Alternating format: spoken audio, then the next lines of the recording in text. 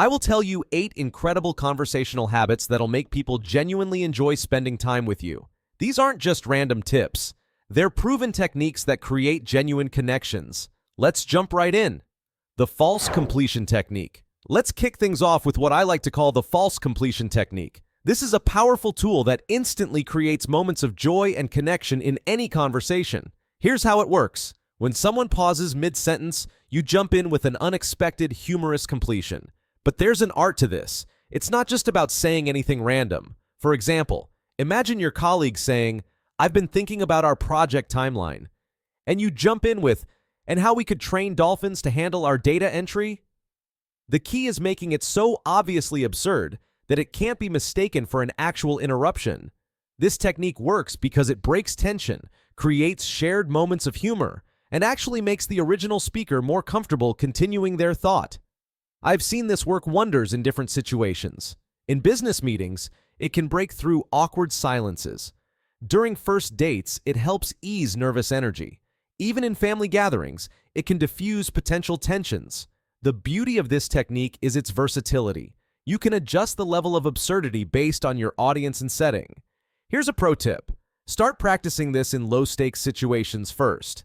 Try it with close friends or family members who you know will appreciate the humor. Pay attention to their reactions and adjust accordingly. The goal isn't to derail the conversation, but to enhance it with moments of levity. Accepting connection bids.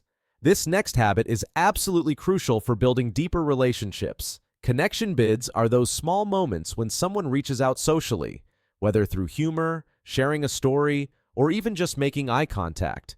The magic happens in how you respond to these bids.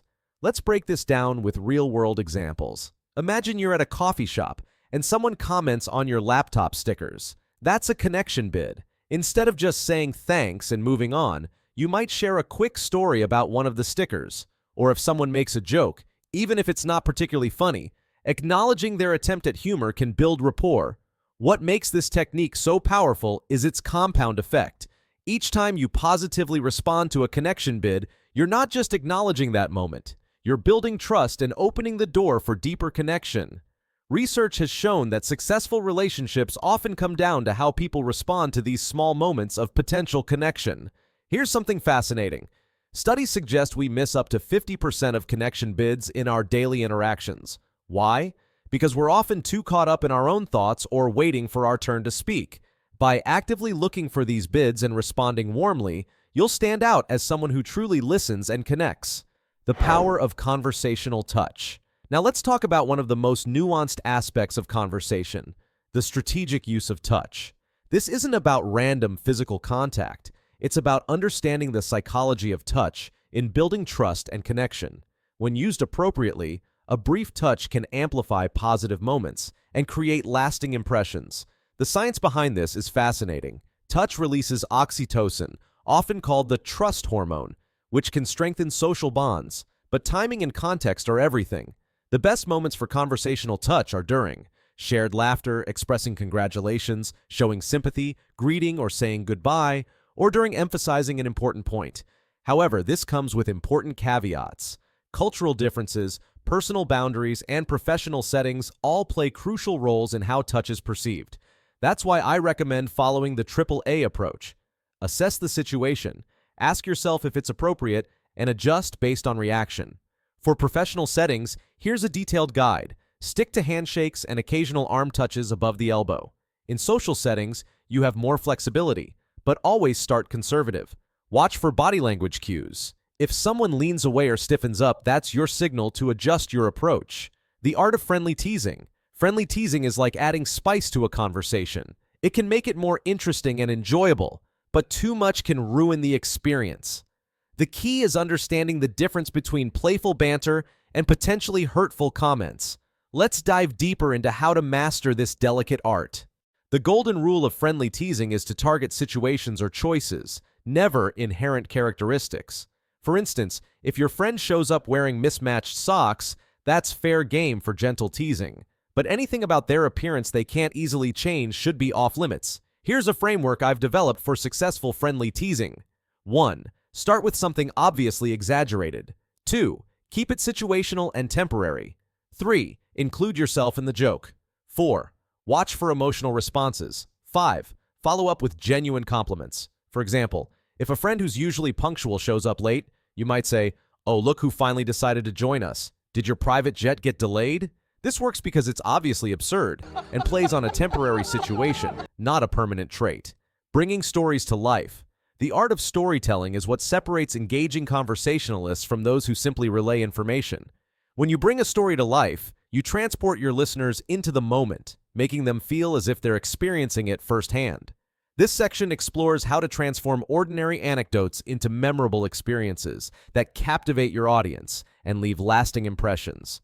Want to know what makes someone a truly captivating conversationalist? Beyond just basic communication skills, exceptional conversationalists possess a unique ability to weave narratives that resonate with their listeners. They understand the delicate balance between entertainment and authenticity, knowing exactly when to amplify dramatic moments and when to let subtle details speak for themselves. This talent isn't just natural charisma, it's a skill that can be developed through deliberate practice and understanding of key principles. Acting out characters.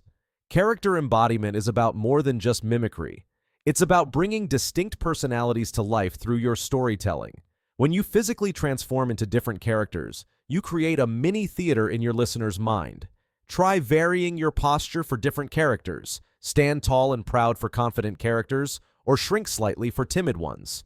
Use hand gestures that match each personality. Sharp and decisive movements for authoritative figures, or nervous fidgeting for anxious characters. Consider how each character's personality might affect their speaking rhythm. Some might rush their words, while others might drawl or pause frequently. The power of the pause. Strategic silence is one of the most underutilized tools in storytelling. A well-timed pause serves multiple purposes. It gives your audience time to process emotional moments, builds suspense before revelations, and allows listeners to fully appreciate humorous situations. Think of pauses as the white space in a painting. They provide contrast and make the active moments more impactful. Practice identifying natural pause points in your stories, such as after revealing surprising information or before transitioning to a new scene. The 3-second punchline pause. This specific timing technique is based on the psychology of anticipation and delivery. During those 3 seconds, your audience's minds are actively engaged, subconsciously preparing for the conclusion. This mental preparation enhances their receptivity to the punchline, making it more effective. The pause also serves as a signal that something significant is about to happen, drawing your listeners' complete attention. Count the seconds silently to yourself. 1 1,000, 2 1,000, 3 1,000, then deliver. Building your story arsenal. Developing a repertoire of reliable stories is like creating a personal anthology of experiences. Keep a notes file on your phone where you jot down story ideas as they occur in daily life. For each story, document key elements, the setup, major plot points, and especially successful punchlines or dramatic moments. Create different versions of each story, a short version for quick conversations and a detailed version for when you have more time. Consider categorizing your stories by theme or appropriate social situation, making them easier to recall when relevant topics arise in conversation. Final thoughts. Mastering these conversation habits isn't about becoming someone else. It's about enhancing your natural ability to connect with others. Think of these techniques as tools in your social toolkit. Just like any skill, they take practice to master, but the results are worth the effort. Remember, the goal isn't perfect execution from day one. Start with one technique that resonates with you and practice it until it feels natural. Then move on to the next. Over time, you'll develop a natural flow that makes every conversation more engaging and meaningful. Before we wrap up, I want to hear from you. Which of these techniques do you think you'll try first? Share your thoughts in the comments below. And if you're enjoying this kind of content, make sure to hit that subscribe button and notification bell to stay updated with more insights from IncrediPath. Until next time, keep growing, keep connecting, and keep being incredible.